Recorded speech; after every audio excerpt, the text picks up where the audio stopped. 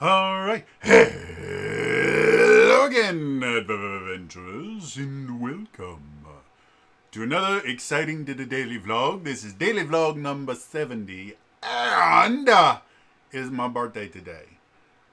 According to internet and international law, anyone that watches this is required to say happy birthday to me in the comments. And is highly encouraged but not required to say nice things about me. I don't make the rules. Like I don't write laws or anything. I'm just telling you what they are because I don't want you getting in trouble. Is what it is. Yeah. It's my birthday today. I am the 36 years old. It is really weird being in my 30s. And mostly because due to my memory issues, I don't actually remember like years of my life. And so when you wake up and you're 36, not only does it feel like, wow, 36 years passed really, really fast, but I don't remember massive parts of that. Like the past roughly little under a decade was when bad stuff started happening to me, and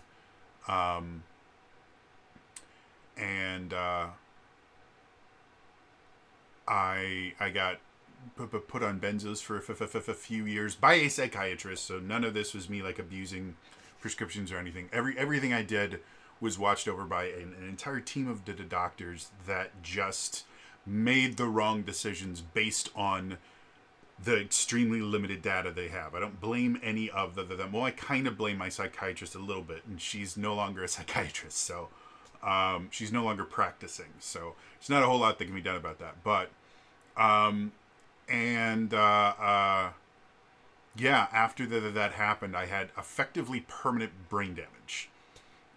We can't be 100% certain if it was the benzos or it was the serotonin syndrome that like boiled my brain for a month. Who knows?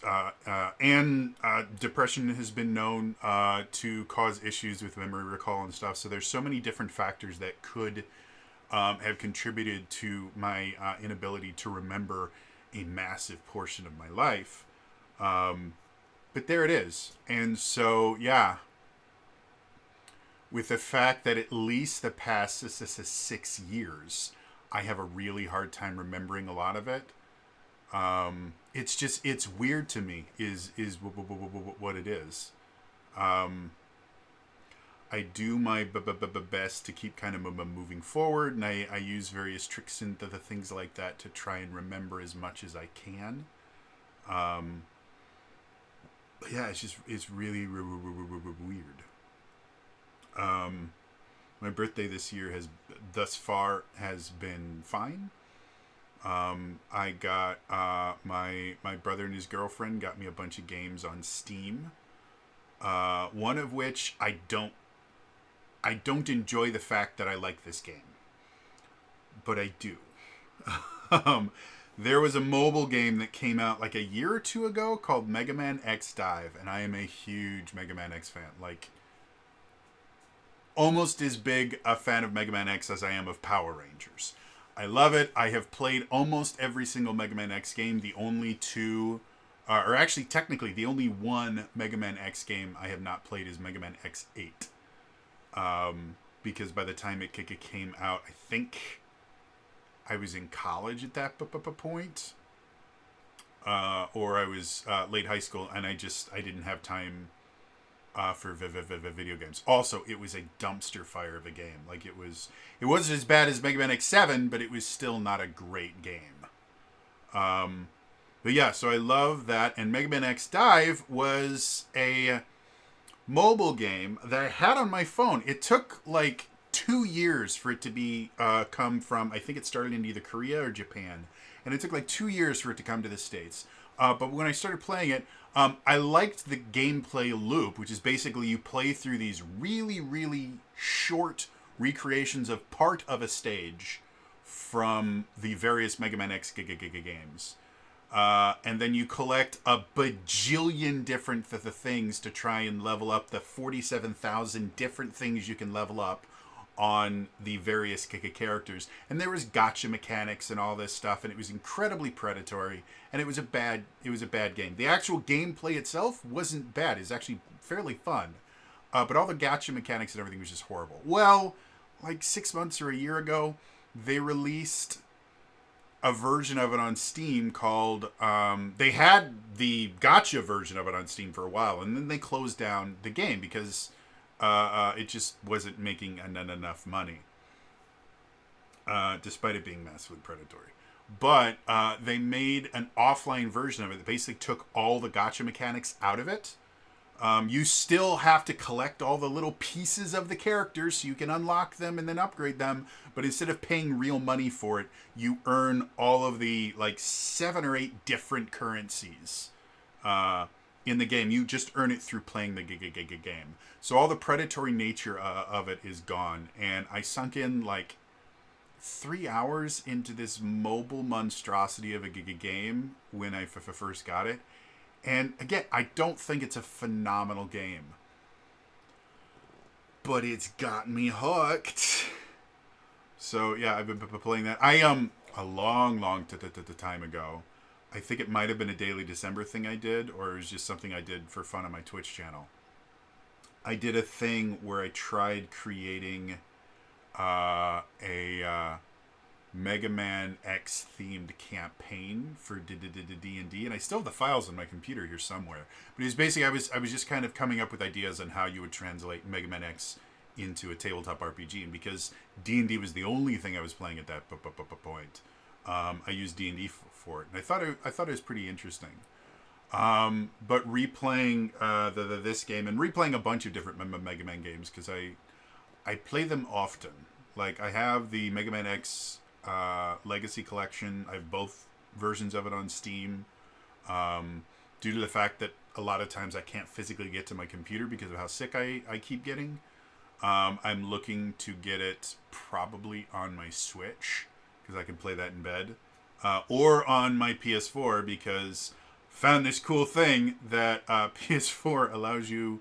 There's an app that you can actually stream or PS5. Sorry, PS5. You can stream your PS5 to a phone or a tablet. And I just got a new cheap tablet. It's a Galaxy A9.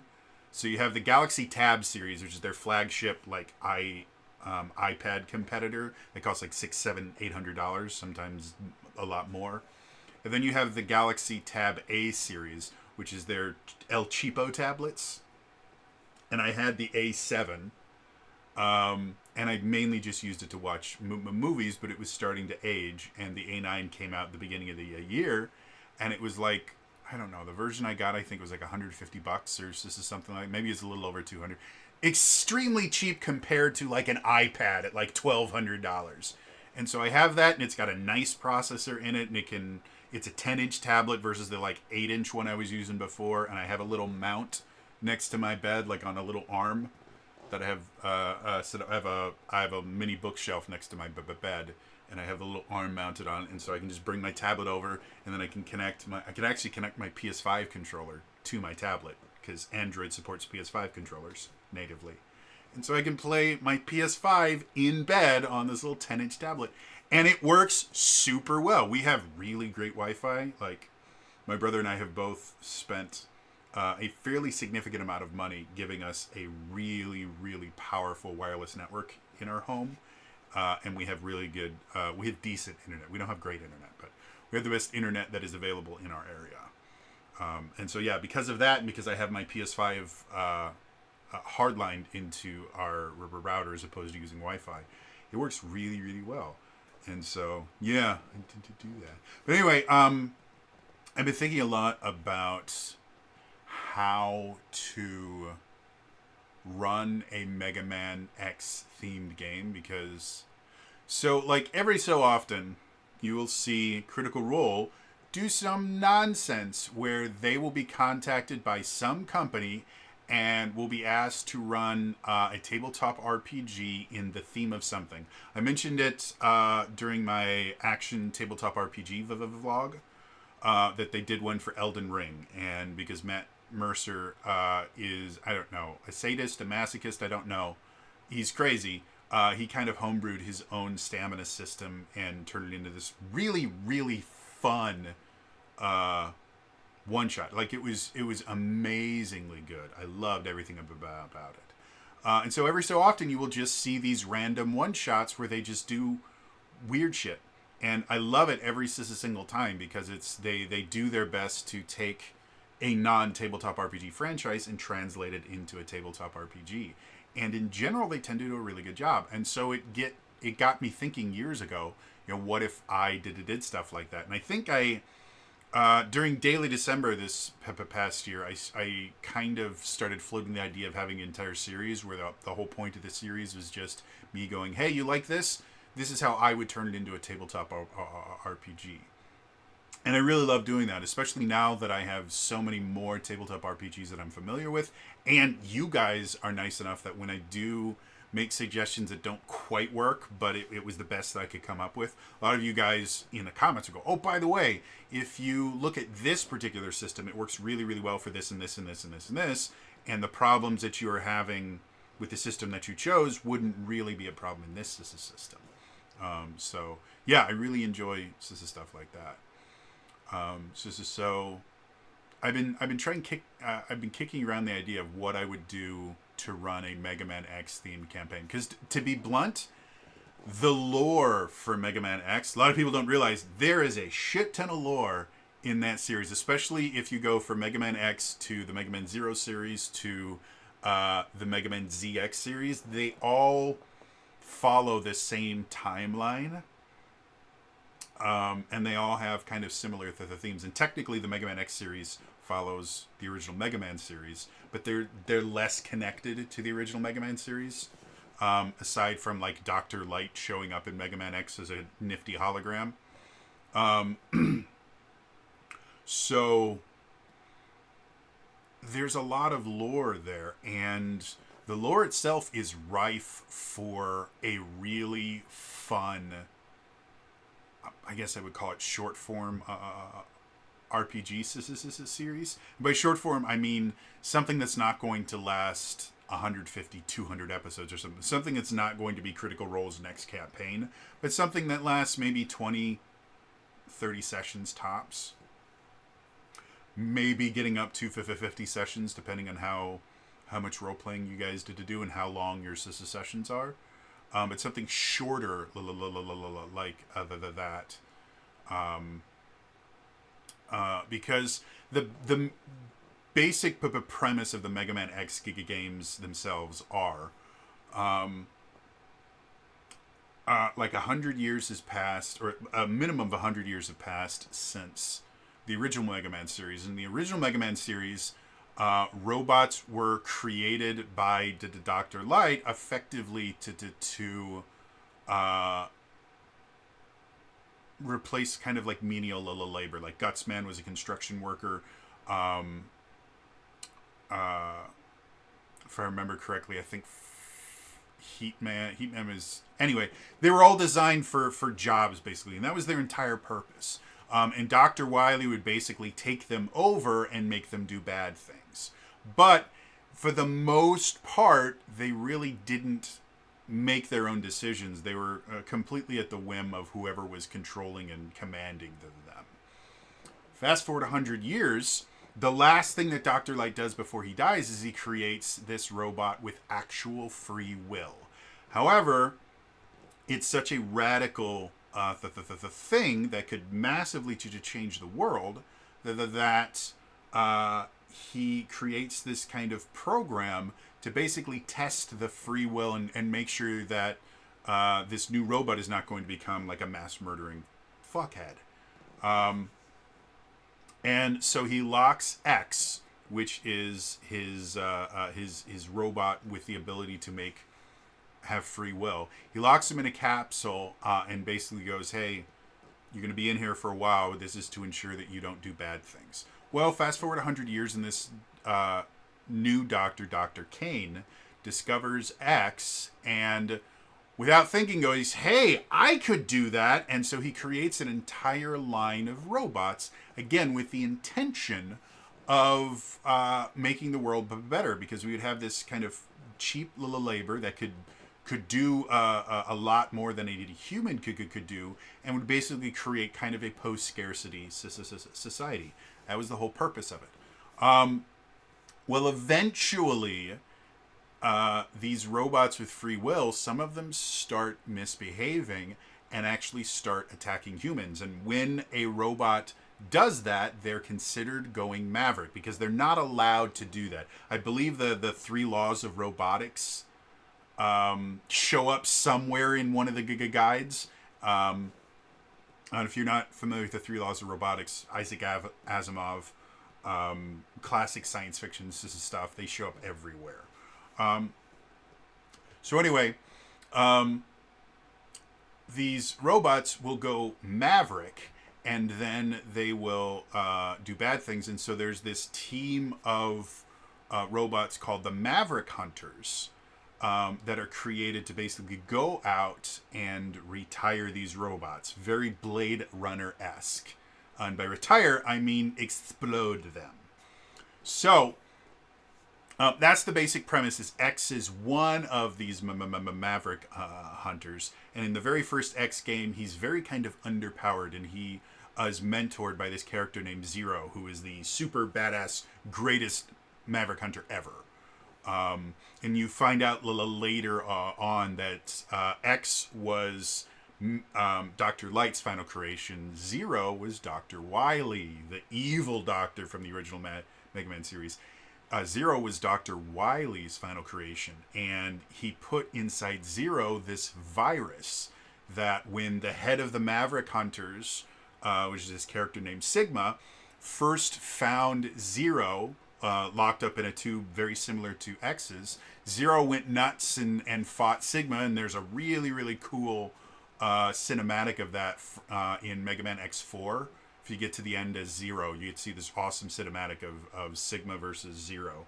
And what happens is the virus inside Zero infects Sigma, and Sigma effectively becomes the first Maverick. And they discover that going Maverick is due to this virus that they call the Maverick virus. And it goes on from there. It evolves and cool stuff happens, but it's a really cool series. And so the idea of a tabletop RPG where you are a Maverick hunter that gets sent off to retire Mavericks. Like, there's so many different things you could do with that kind of premise, especially when you start getting into the later games, because in like Mega Man X, I want to say it's X4. It's either X4 or X5. I can't remember which one. But there's a character named Magma Dragoon. And Magma Dragoon used to be a Maverick hunter, and he worked with X and Zero. And when you go to retire him, because he's a Maverick, every one of the Mavericks, you get to have a little conversation before the boss fight starts. And so the conversation with Magma, depending on which character you play, is the characters will basically go, dude, what's going on here? And he's like, it's too late for me. They go, why? No, we can get, he's like, I've already been declared a Maverick.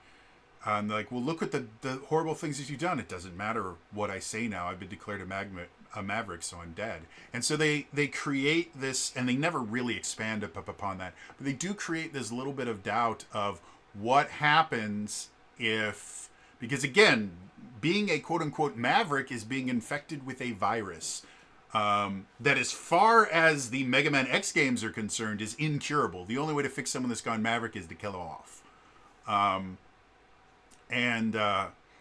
They kind of introduce this hint at, well, what if, first of all, what if all the robots that are declared Maverick aren't actually Maverick?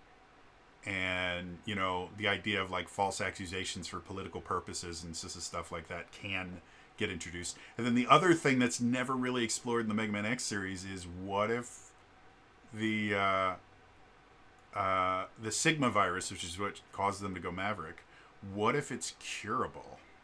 Like, that's never really talked about either, which I find, and both of those could create a really, really cool tabletop RPG. And then there's the idea that Sigma, every single Mega Man game, you kill Sigma. Every one of them, and he always comes back. And he always has multiple forms, and he's actually a really cool bad guy.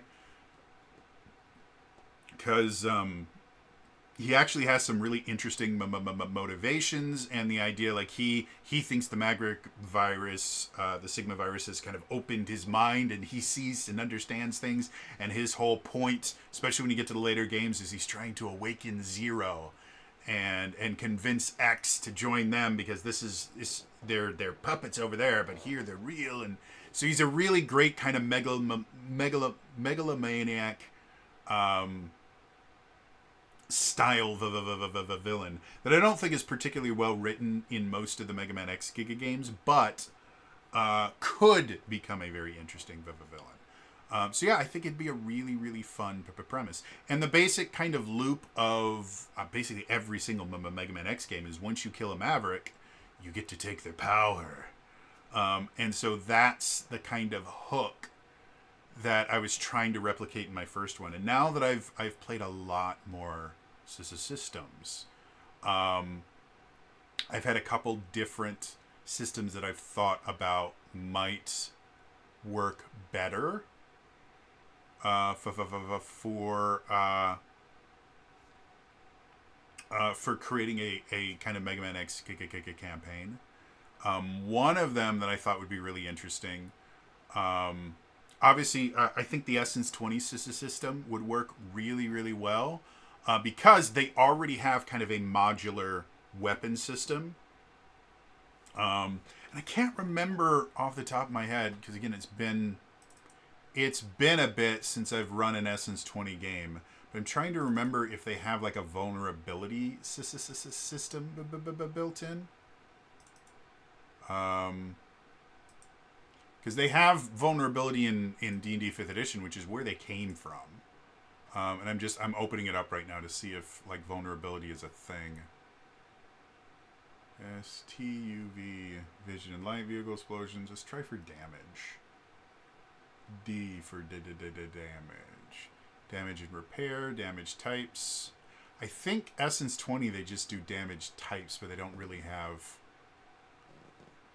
damage types. They've each different type of damage just kind of has a different thing that they can do, which I really, really like. I like the fact that doing fire damage actually changes what your attack does, as opposed to just doing that. But it would be very, very simple to add kind of a weakness system built into it, where basically what would happen if I did an Essence 20 version of Mega Man X is anytime you defeat one of the kind of major Mavericks, they would have a signature weapon that you would be able to take. There would be no requisitions required for the weapon. You would just have this, and the weapon itself would need to be bare minimum restricted or experimental kind of level weapon, and there would only be one in the entire game. And so anytime one of the players would use it, the rest of the party would be completely unable to use it. And you definitely need to make sure that each weapon was kind of unique. And the other thing that makes all Mega Man games is each boss has a weapon that they are weak against that makes the fight significantly easier. So that's one of the things that you'd have to do is these custom designed weapons. They would have to be kind of tailor made to target a particular maverick. And I don't know if it would need to make it as easy as some of the X weapons do. Like Spark Mandrill in X1 is weak to Shotgun Ice.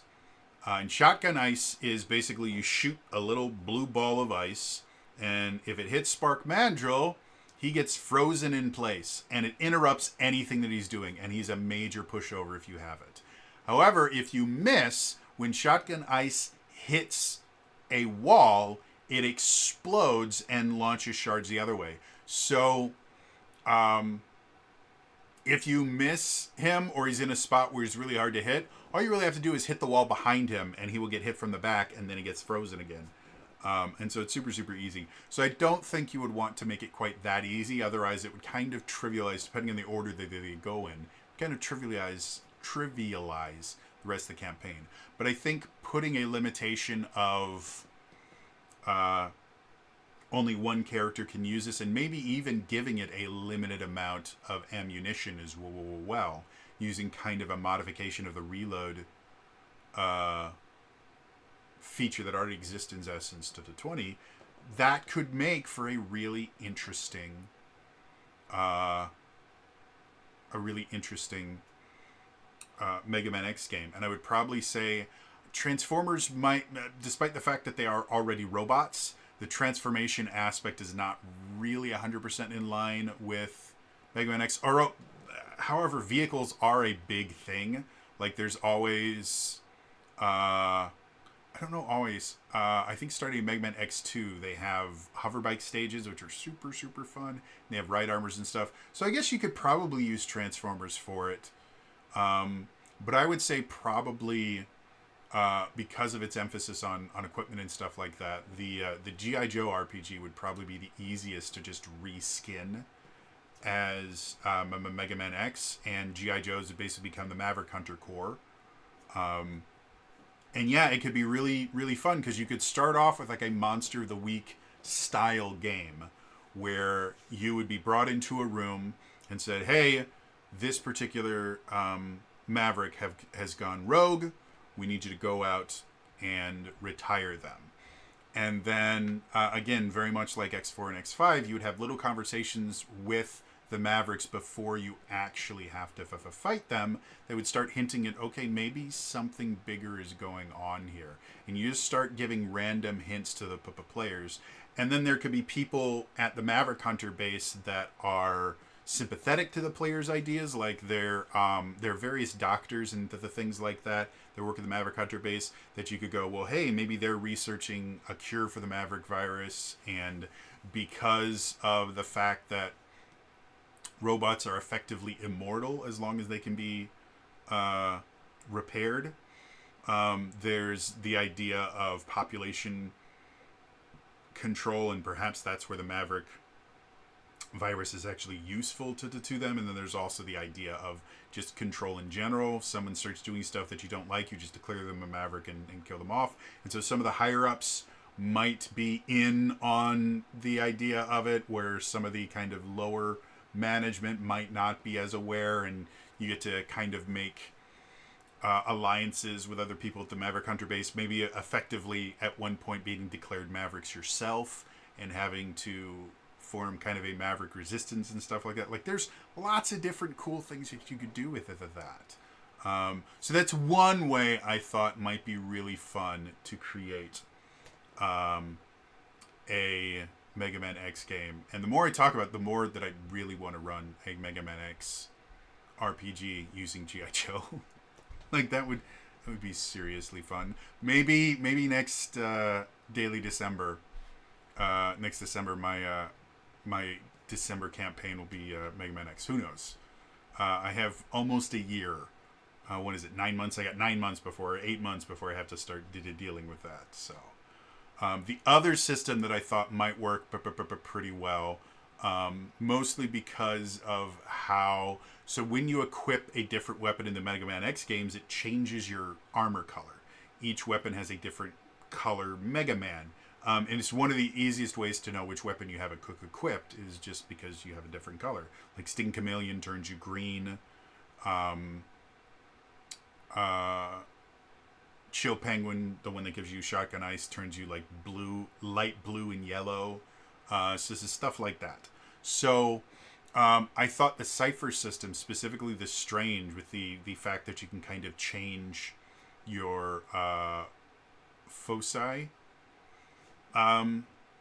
Using the rules in the Strange, you would still have to kind of modify things, but basically you could have these foci that when you defeat a Maverick, like everyone has their own focus that they choose at character creation, but then you can exchange your focus for one of these Maverick foci, and again, it would be limited to only a single person can have it at any given time. You might even, because again, in the games, you have a limited amount of ammo for any of these things to prevent you from abusing them. It doesn't prevent you from abusing them. Ask anyone that's played Mega Man 2 what you do, how difficult the game is once you get the, what's it called, the metal cutter or something like that. From Metal Man, like the game is a breeze at that point because it's literally a saw blade that you can fire in 8 directions and kills almost any normal monster in one hit.